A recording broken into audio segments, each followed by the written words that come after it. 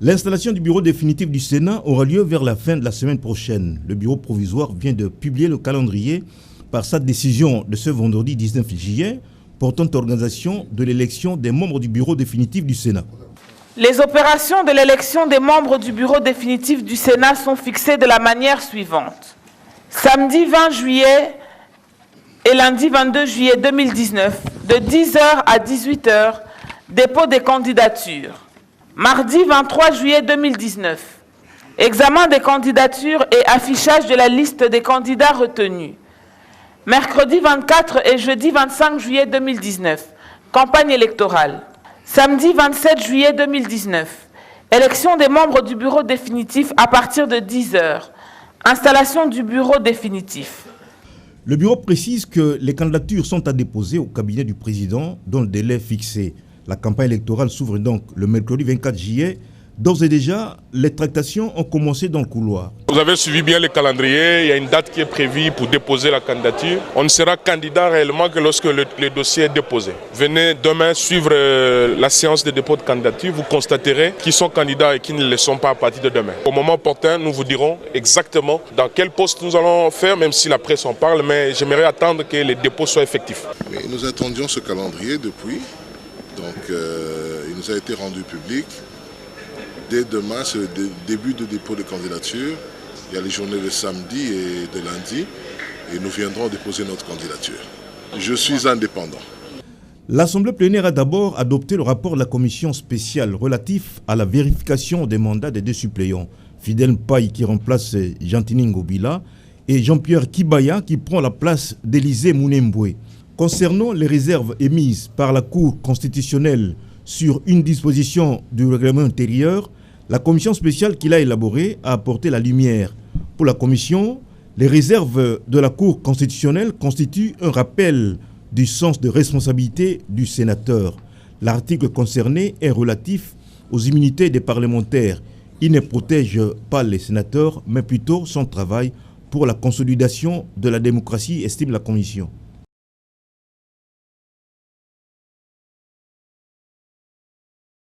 Et nous avons retenu que la SNCC a une chance. Les cheminots, ils ont une chance que la personne connaît la situation des agents SNCC. Et nous avons retenu aussi qu'il connaît le pays. Donc les Congolais peuvent compter sur son Excellence Monsieur le Premier ministre. La situation de la SNCC, c'est une situation qui remonte d'autant d'années. Il est arrivé à la SNCC, il nous a trouvés, nous, agents SNCC, dans nos difficultés. Mais lui, au moins, quand il est arrivé, la première des choses, il a signé un pacte de paix sociale qui impliquait l'employeur, le gouvernement et la partie syndicale. Et dans ce pacte de paix sociale, il a pris un engagement hors du commun. Vous savez qu'à la SNCC, 50% des recettes d'exploitation sont destinés au salaire du personnel, ce qui est déjà hors norme. Mais lui a pris cet engagement-là. Ah, je corrige même. L'engagement, c'est au moins 50%. Et ça continue à se faire. Donc, si aujourd'hui, les niveaux de production étaient vraiment élevés, on n'aurait pas de retard de paiement des salaires. Le problème, c'est le niveau de production. D'abord, il n'a pas laissé 227 mois, comme beaucoup le disent. Et ça n'atteint même pas 100 mois d'arrivée des salaires. Et ce sont des mois cumulés, comme a dit l'ADRH tout à l'heure. Il y a des arriérés qui montent de l'époque de l'OCS, quand il y a eu éclatement de l'ancienne SNCZ. Aujourd'hui, on nous a encore unifiés, nous sommes redevenus SNCC. Mais des choses que les gens ne pouvaient pas dire. Mais nous comprenons, c'est peut-être les politiciens qui utilisent certaines personnes à dessein pour une mauvaise presse sur la personne. Mais nous témoignons parce que nous avons travaillé avec le professeur Ilunga Ilunkamba.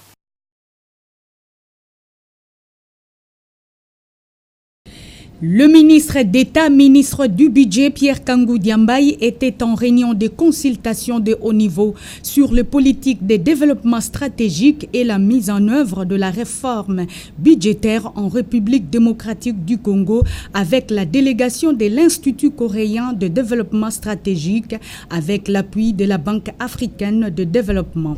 C'est jeudi 18 juillet 2019 dans son cabinet de travail.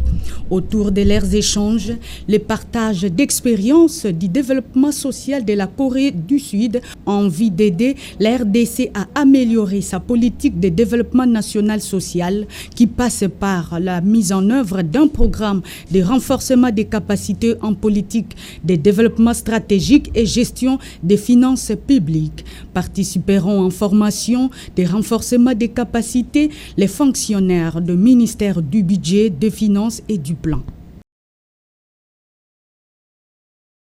Les secteurs de mines intéressent au plus haut point les Émirats arabes unis. L'exploitation artisanale du diamant, la culture du thé et du café, ce sont là les domaines qui ont conduit le prince saoudien Ahmed bin Sulayem à multiplier des contacts avec les officiels congolais pour des facilités. Les cas de cette séance de travail avec le ministre ad intérim des Mines, Henri Yav Moulang. Le prince saoudien s'est dit satisfait des entretiens. We're here for the long term. We're not just one visit coming to Congo. We are looking at a number of commodities, not just diamonds. We've discussed. Il faut retenir que nous sommes ici pas seulement pour une visite de courte durée simplement, mais nous voulons avoir quelque chose de durable que nous voulons mettre en place entre la RDC et les Émirats arabes unis. C'est vrai que nous ne sommes pas seulement intéressés aux diamants, mais nous sommes intéressés aussi à beaucoup d'autres biens, notamment le café, le thé, et nous avons commencé à financer les activités de DDI ici pour l'exploitation artisanale de diamants et nous continuons pour voir, nous sommes venus voir ce qui se passe et pour voir comment on peut améliorer notre financement pour continuer à mieux soutenir la RDC. Poursuivant avec son bâton de pèlerin, le prince saoudien a pris langue avec le directeur général de CEC, Centre d'expertise, d'évaluation et de certification des substances minérales précieuses et semi-précieuses, Pascal Niembo, qui conduisait une forte délégation des membres de son staff. Le prince Ahmed bin Sulayem a souhaité voir continuer la collaboration qui a toujours existé entre son pays et la RDC, notamment dans la lutte contre la fraude minière à travers la traçabilité des minéraux en provenance de la République démocratique du Congo.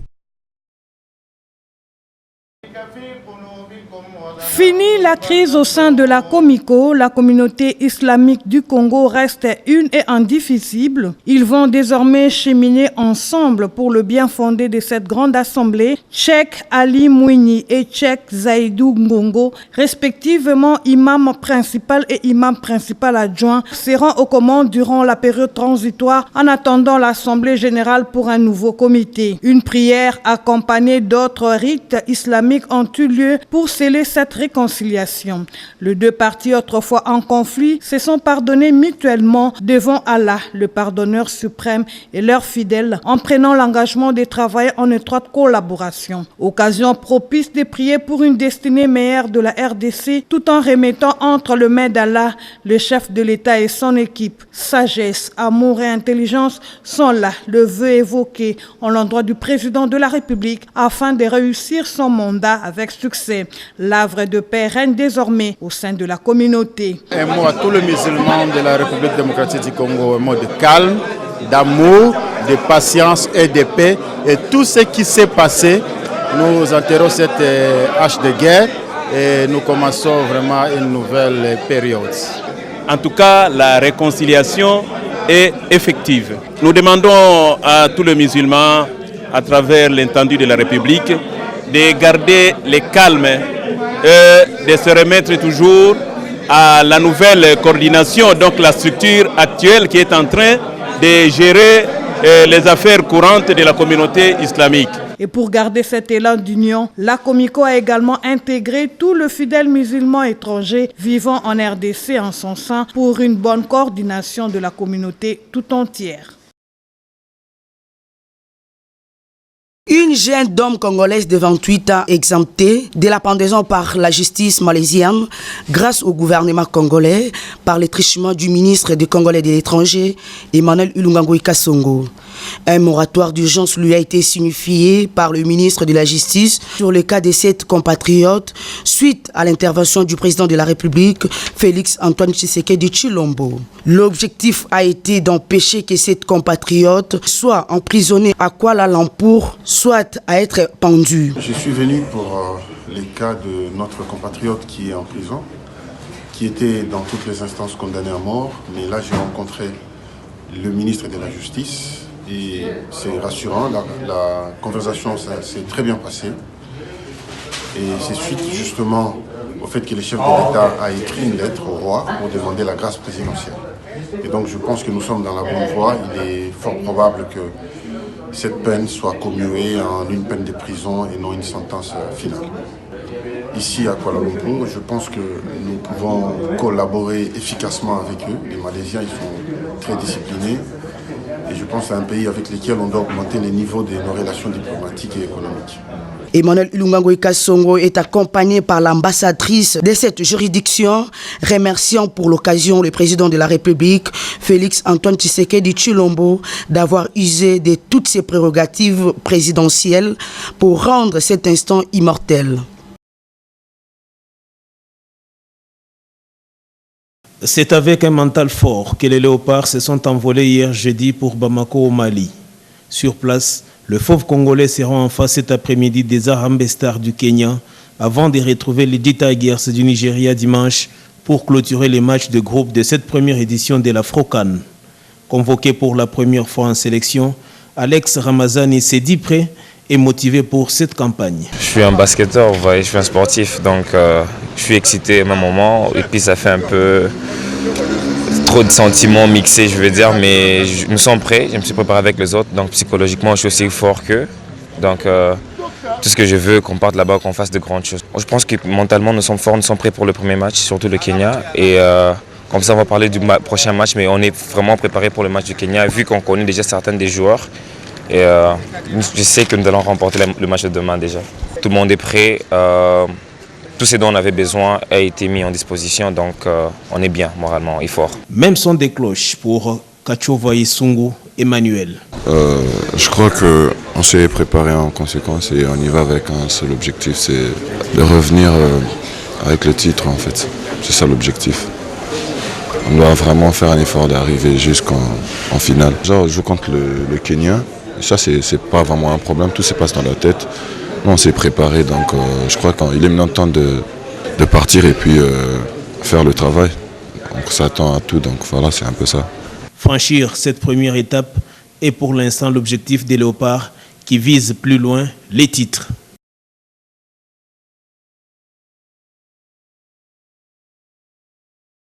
L'Assemblée générale des professeurs de l'Université de Kinshasa à Pékin a bel et bien eu lieu le jeudi 18 juillet 2019.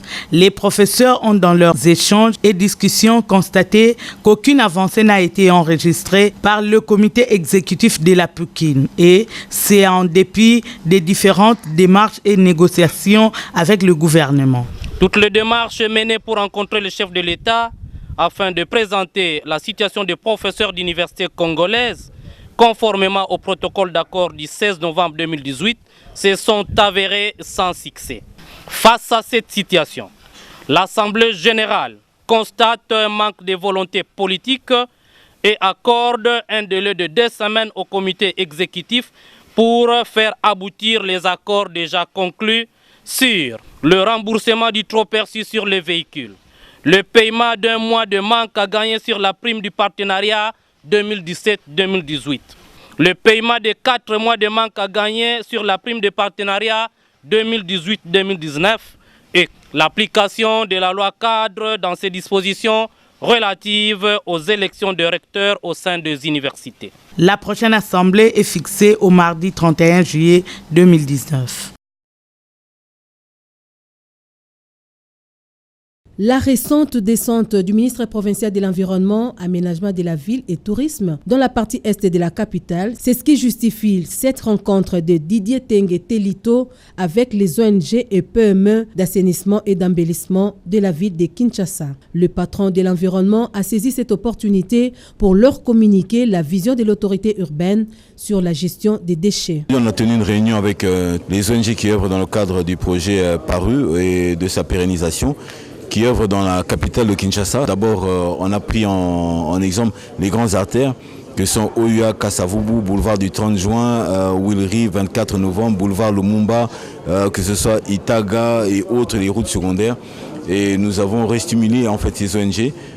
Nous avons écouté, nous avons donné aussi notre vision dans le cadre de gestion de ces déchets. Et évidemment, nous avons écouté leurs problèmes, mais nous avons aussi apporté notre vision, qui est celle de la gestion des déchets.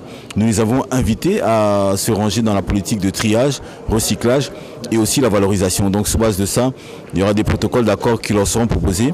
À l'extérieur évidemment de le protocole d'accord qui nous lie avec BCECO. Juste après, le ministre provincial de l'Environnement, Aménagement et Tourisme a échangé avec les responsables des divisions urbaines de l'environnement et du tourisme sur leur rapport dans la maximisation de recettes à travers le fonds foncier et autres taxes collectées par la DGRK.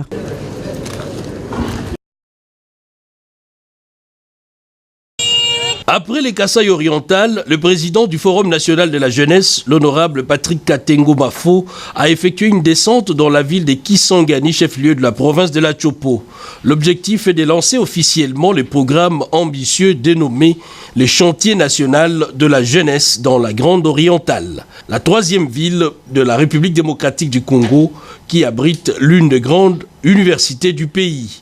La ville de Kisangani et ses environs jouent un grand rôle pour l'équilibre écologique et contribuent ainsi au développement du pays, mais sans la paix, il est difficile de capitaliser toutes ces opportunités pour les transformer en richesses réelles, a souligné Patrick Katengo.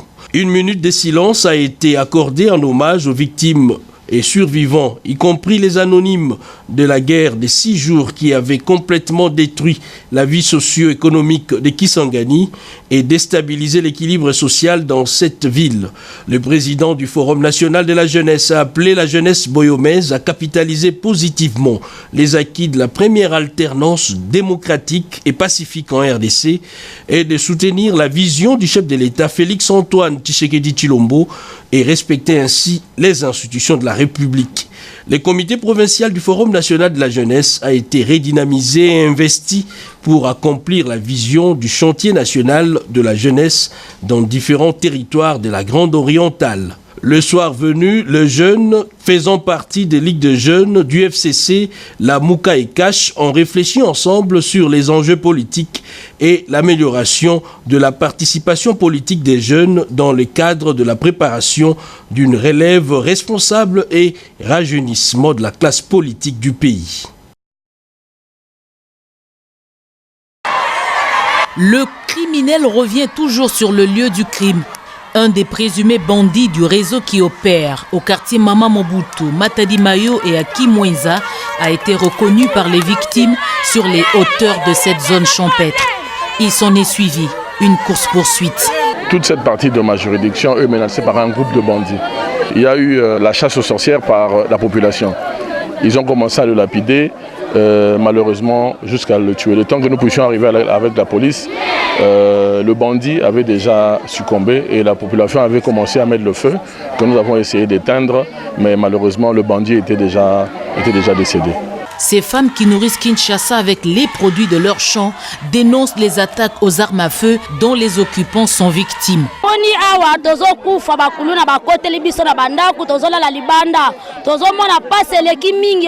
Nous sommes attaqués par des bandits. Nous allons au champ en groupe tellement que nous avons peur.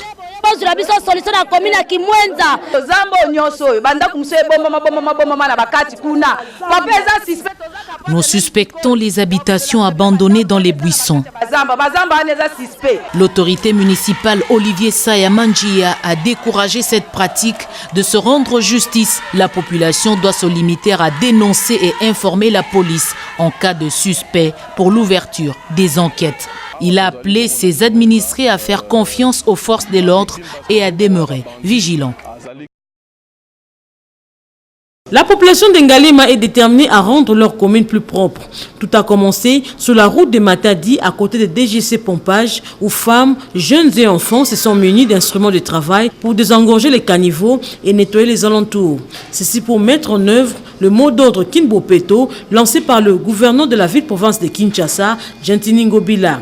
Cette opération d'assainissement a été lancée officiellement ce vendredi 19 juillet par l'autorité municipale d'Ngalema. Madame Fatouma Inona Sengi a appelé la population à s'impliquer davantage pour étendre cette opération en tout lieu. La salubrité, c'est pour tout le monde.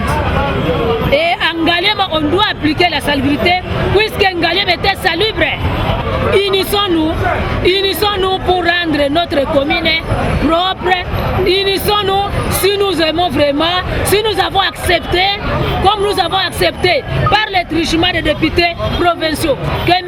Gentini Ngobila soit le gouverneur de cette ville. Comme nous les soutenons, eh bien nous sommes obligés de soutenir toute sa vision qui n'est autre que la salubrité Bopeto na Kinshasa, mais spécialement Bopeto na Ngalema. Comprenant 21 quartiers au total, la commune d'Ngalema est comptée parmi les plus grandes municipalités de la capitale qui méritent d'être révalorisée et maintenir sa splendeur. Cette réunion du comité provincial de pilotage de la santé, CPP, organe de concertation sectorielle, a le mandat d'appuyer le ministère provincial de la santé de Kinshasa dans son rôle de leadership et la coordination des activités, dans le but de définir les orientations politiques, stratégiques et actions envisagées dans le plan national de développement sanitaire recadré de 2019 à 2022, a précisé le chef de division provincial de la santé, Joseph Mavungunsiona. Aujourd'hui, l'adoption de ce plan d'action opérationnel 2019, plan du comité provincial de pilotage, au cours de cette réunion, vaut son importance du fait que ce document est obtenu après analyse des rapports des zones de santé, les structures de soins de santé et de la division provinciale de la santé approuvées par toutes les parties prenantes avec les interventions sanitaires de la ville-province Kinshasa. Tout repose sur un objectif global, celui de contribuer à l'amélioration de la santé de la population de Kinshasa et la mise en œuvre du plan opérationnel 2019. L'organisation de cette réunion du CPP à cette période constitue une clé d'opportunité pour faire le point sur la mise en œuvre des résolutions adoptées à la revue annuelle 2018. Aussi, une attention particulière sera-t-elle accordée quant au financement du plan de contingence contre Ebola, car l'alerte doit rester maximale. Parmi les résultats envisagés, on note la réunion du comité de pilotage de 2018 évaluée, les problèmes prioritaires de 2019, les activités du plan d'action opérationnel 2019 et leur financement.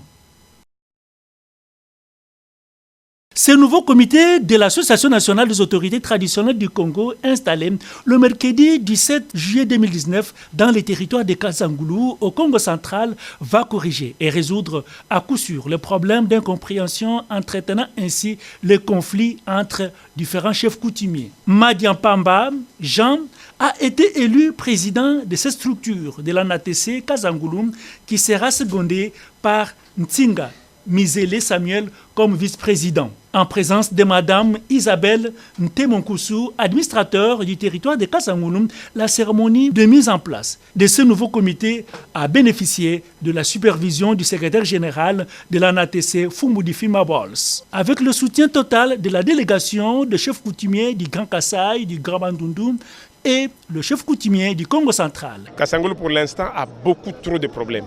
Des conflits dans des familles, des conflits de terres, des conflits politiques. Et donc finalement la population se sent dispersée. Il a plu à notre organisation aujourd'hui de fixer la journée pour ce qu'on appellerait les festivités de cette installation, pour leur permettre de comprendre le sens exact de leurs responsabilités et ce qui est attendu de leur mission. L'accompagnement des chefs pour être à côté de leur secrétaire général ou de leur candidat ministre a fait que cette joie soit partagée avec ceux qui sont avec nous aujourd'hui. L'administrateur du territoire a profité de l'occasion pour annoncer les mesures et instructions prises en termes d'arrêté interdisant toute vente de terres, qui qu'il soit, sans son autorisation préalable. À cela s'ajoute le problème d'insécurité qui menace de manière répétée le territoire de Kazangoulou. Tout en déplorant ces comportements dans l'unité, tous les chefs coutumiers présents à cette cérémonie sollicitent